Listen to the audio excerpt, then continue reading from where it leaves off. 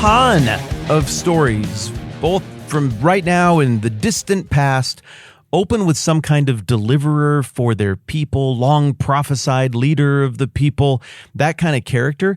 It opens with that character being attacked in the cradle. And then obviously most famously you got Jesus of Nazareth, for whom the whole religion of Christianity is named. He gets attacked in the cradle by Herod the Great. You've got Sargon the Great from the distant past was attacked in the cradle, and his mom saved him in a way that is reminiscent of Moses. Or maybe what happened with Sargon the Great, who would eventually become king of the Akkadians, is the story that the mother of Moses had heard about when she put him in a basket. Both those kids, those future leaders of their people, ended up in baskets. You think about Luke Skywalker, Leia Organa. Both of them ended up in the protective custody of somebody who was looking out for them and keeping them in the shadows while an evil king or emperor searched for them to destroy them. I don't remember a ton about Harry Potter. I watched movies, they were fine or whatever. I don't know, it was fine. I just never got into it that much. But I think Harry Potter gets attacked in the cradle as well. It's a really common motif is the point. And when Willow, oh my goodness. Yeah, there's Willow. There's a Disney Plus version of that just came out, like a series, 8 or 10 episodes. It was ghastly. It was so bad. It got taken down after like 3 months or something. But the original one that came out when I was a little kid, I loved that show. And that show was a pinch zoom in on what is normally just a prologue. The whole show was about little baby Elora Danan and how Willow and an unlikely group of protectors were stepping in to save her from an evil queen who wanted to destroy her because she was the prophesied one who would deliver her people. Ooh, that was a good example. I should have just opened with that one. Well, whatever, I didn't. Now, the point is that this is a very common motif throughout all of time, across cultures. And if you didn't know how the book of Esther worked out, and you just started to read through it, and you're like, okay, Esther chapter 1, oh, wow, this is a dangerous court that we have here with King Xerxes. This guy's a loose cannon. He's a whack job. And man, his wife sounds like she was really pretty, but there's danger when you're pretty and you're too close to King Xerxes. Look at how things worked out for her.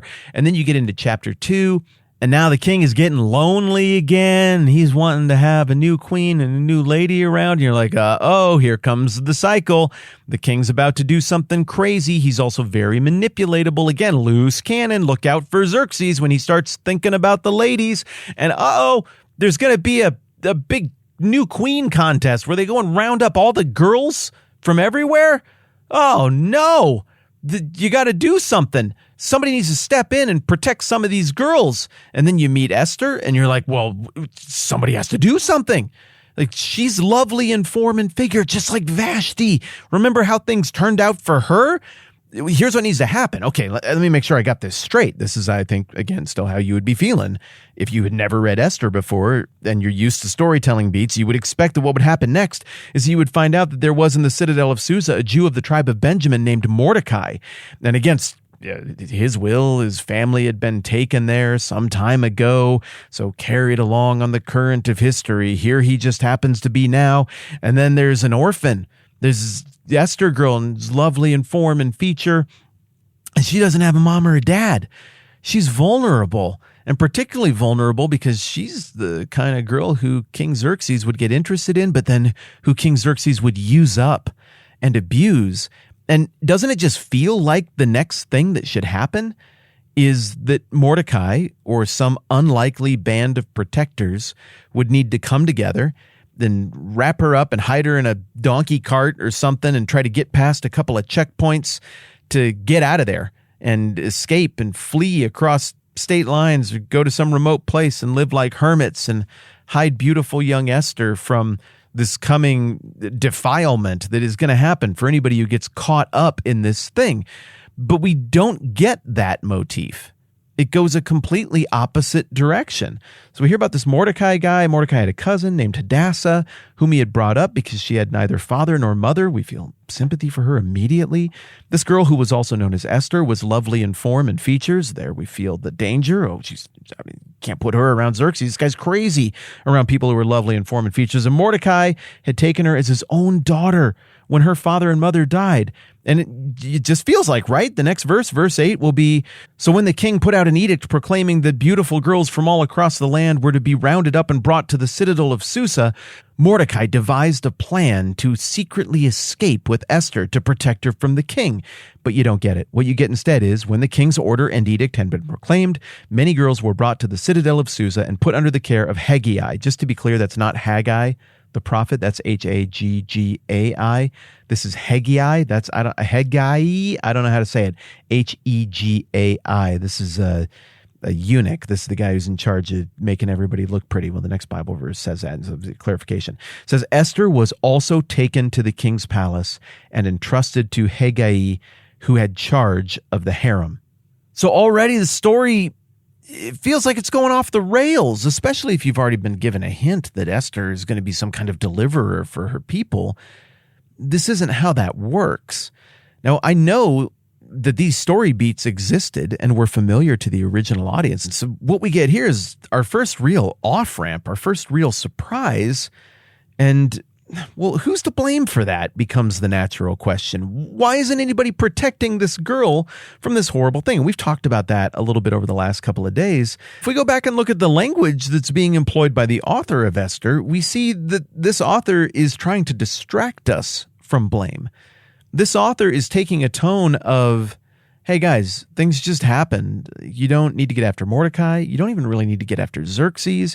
You don't need to get after this Haggai guy. You don't need to get after Vashti or these advisors. Yeah, it's compromised, but things, they just happened.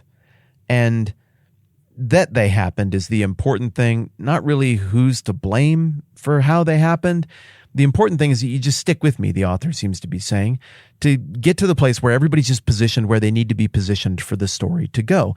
And to do that, the author is employing a whole bunch of passive voice. Now, all of us know what passive voice is, even if you're not into grammar.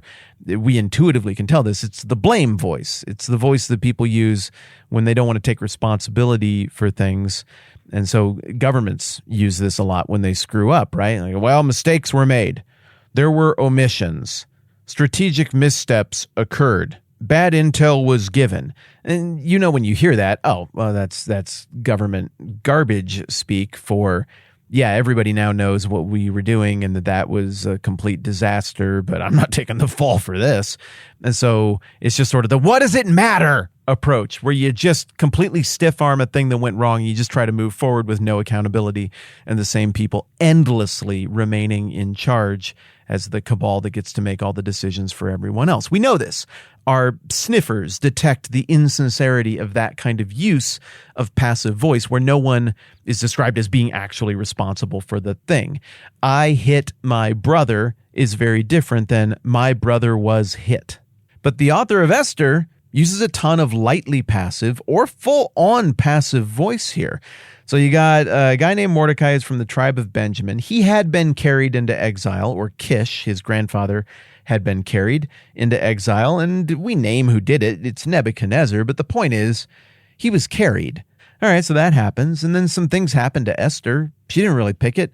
Her parents died. And someone chose to step up and look out for her. Applause. Nice job, Mordecai. But then we get really passive voice here in Esther 2 and verse 8 when it says, when the king's order and edict had been proclaimed. So again, no one's really doing the proclaiming. It just gets proclaimed. Many girls were brought to the citadel of Susa. Who does the bringing?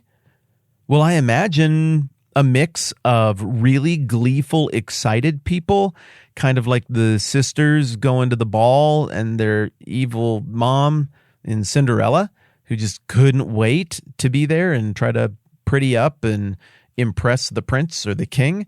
I'm guessing that some of the people who brought these girls there were just like that. I'm guessing that some of the people were dirty, awful traffickers who looked evil and who had evil, angry, hardened faces because long ago they had destroyed their consciences doing this kind of thing at the bidding of powerful men, and they were ripping young girls away from their family to take them to this bizarre pageant that would be a mix of people who wanted to be there and people who probably did not want to be there.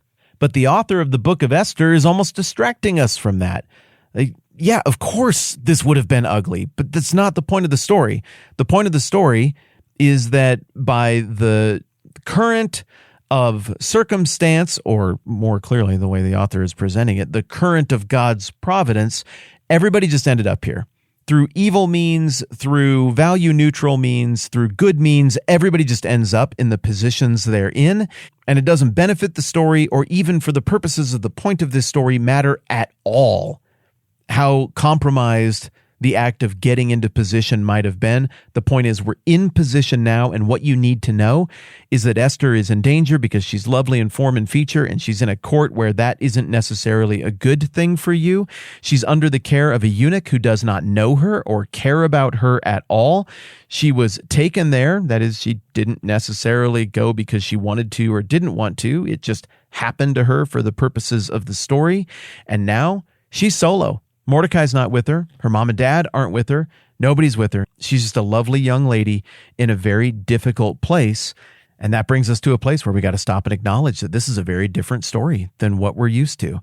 Anytime you get the typical prologue where there's an attack on the hero in the cradle, there is a very evil-looking bad guy who is very active in doing that evil. Here, that's hand-waved. There isn't really a snidely, whiplash, drooling, evil character. There's a dangerous one in Xerxes, who's a clumsy instrument that can be directed in multiple ways. And because of the way that's framed, instead of focusing on revenge for the violation that happened to this poor young girl, the audience is instead primed to focus on how she's going to overcome these challenges and what opportunities might be present to do something forward-thinking or good or redemptive once she does overcome these challenges. I think it's just a fascinating way to twist the story and build out the story and to put our heads in the right place as we turn the page to see what she does and how it works out when she finally does have the chance to meet the king. Maybe on the first pass, it looks to the casual reader like this is a story about circumstance and things just kind of happening to work out. But upon closer examination, we see that, no, providence is the theme here. There's an unnamed God wielding more power to direct all of these things than the self-proclaimed King of Kings, who is very present and often named in the story. All right, I'm Matt. This is the 10-Minute Bible Hour podcast. Let's do this again soon.